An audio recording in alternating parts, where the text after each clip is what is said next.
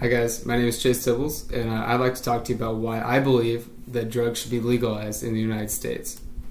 Legalizing drugs is a touchy subject for many people, and whether your life has been personally affected by drugs or you just don't understand why anyone in their right mind would advocate the legalization of drugs like cocaine and heroin, I would like to give you my reasoning for believing that this could actually be a possible cure to the worldwide epidemic of drug use. I would like to go over 3 main points during my presentation. One is that we currently spend a massive amount of manpower and money on our efforts to reduce drug use.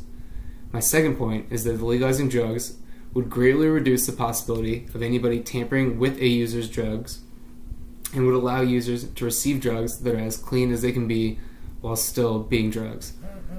We could also treat addiction like an illness with outlets for treatment where they could try and better themselves. Legalizing drugs would also greatly reduce the amount of violence and crime that is associated with drug trafficking. Not only would this help the United States, but it would also help many developing countries that border the United States and are big suppliers of our drug market. This brings me to my first point. Reducing the amount of police and investigators required to crack down on drug trafficking will be a massive saving of money for the American taxpayer. It will put less policemen and women into potentially dangerous situations.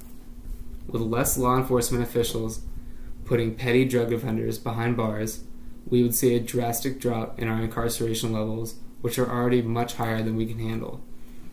Many of these offenders are considered to be nonviolent, so by putting them in the same prisons as violent offenders, we are increasing the likelihood that they will be subjected to dangerous activities or be forced to become dangerous based on the environment that they are in. 83% of drug arrests are actually just for holding the substance and have nothing to do with having an intent to sell or for manufacturing the drug. The tampering of drugs and the treatment of drug addicts needs to change in this nation, and it is my second example of why I believe drugs should be legalized. Drugs that are sold on the street have an extremely high chance of being tampered with. Drug dealers will tamper with their products so that they can expand the amount of drugs they have, or use additives that'll make it seem like the drug is more pure than it actually is. For example, cocaine generally falls between 20 and 90% impurity, with 90% being the very rare best case scenario. Dealers will mix the drugs with caffeine and other stimulants to try and provide a similar feeling to the drug that they are supposed to be selling. Other examples can be much worse. MDMA can be cut with drugs that provide similar results but are more dangerous to the user, and by taking too much of the substitute, you could be at more of a risk of overdosing. Ecstasy is the worst out of all of these because sometimes it may not have any actual MDMA or ecstasy in it and will be almost entirely made up of other cheaper drugs like ketamine and methamphetamine, which are much more dangerous to the user, especially if they don't actually know they're taking them. And the best case scenario with ecstasy is that you'll receive a drug that is maybe 25% of what you think it is and is cut with the other 75% of random drugs that the drug dealer decided to use. Drug violence is the last point that I will talk about. Drug violence is a scary idea to many people. Images of drug cartels in Mexico or other South American countries pop into our heads. But there is much more violence in states that actually aren't even right next to the border. Every city has its drug dealer. Every drug dealer has its competition, and much of the time, this relationship will be settled at the end of a gun. In keeping with our laws against drugs will only further irritate the issue. Our relationship with our friends to the south have been greatly affected by drug violence. According to PBS, between the years of 2007 and 2014, there were over 164,000 homicides that were caused by drug cartels. While this number is staggering, it does not include many other countries that have massive amounts of crime due to their drug problems.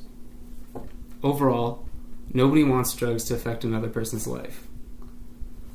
But the reality of the fact is that people will use drugs no matter what we do. Our best shot at combating the issue is by accepting this and providing drug addicts with clean drugs and clean needles so that they can safely consume their drugs. This would reduce the amount of drug-related violence, drug arrests, and would require us to invest less time in the incarceration of users and more into the treatment of their disease. Legalizing drugs would benefit us in more ways than we actually know, and I believe it is the right approach to solving the world epidemic of drug use. I would like to thank drugwise.org for contributing information on the purity of drugs, drugwarfacts.org for helping me with the information on drug incarceration in the United States, and Listwise for helping me teach about the benefits of the legalization of drugs.